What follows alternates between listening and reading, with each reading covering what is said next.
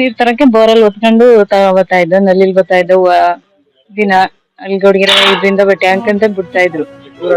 ಅಲ್ಲಿಂದ ಸುಮಾರು ದೂರ ಆಯ್ತಿತ್ತು. ಇವಾಗ ಇಲ್ಲ, ನೀರು ಮನೆ ಬಾಗ್ಲಿಗೆ ಬರ್ತೈತೆ. ನೀರ್ನ ಮನೆ ಮುಂದೆ ಹಾಕೋದಕ್ಕೆ ಕೇಂದ್ರ ಸರ್ಕಾರಕ್ಕೆ ಧನ್ಯವಾದಗಳು. ಮೊದಲ್ಗೆ ಏನ್ ಮಾಡ್ತೀವಿ ಅಂತಂದ್ರೆ, ಯಾವುದೇ ಒಂದು ನಾವು ಬೋರ್ವೆಲ್ ಸೆಲೆಕ್ಟ್ ಮಾಡ್ಕೊಂಡಾಗ ಆ ಬೋರ್ವೆಲ್ ಅಲ್ಲಿ ಆಸ್ ಪರ್ 1500 IS ನಾಮ್ಸ್ ಪ್ರಕಾರ ಎಲ್ಲ ಫಿಸಿಕಲ್ ಮತ್ತೆ ಕೆಮಿಕಲ್ ಪ್ಯಾರಾಮೀಟರ್ಸ್ ಒಳಗಡೆ ಇದೆಯಾ ಇಲ್ವಾ ಅಂತ ಚೆಕ್ ಮಾಡ್ಕೊಳ್ತೀವಿ. ಅದಾದ ನಂತರ ಬ್ಯಾಕ್ಟೀರಿಯಾಲಜಿಕಲ್ ಟೆಸ್ಟ್ ಮಾಡ್ತೀವಿ.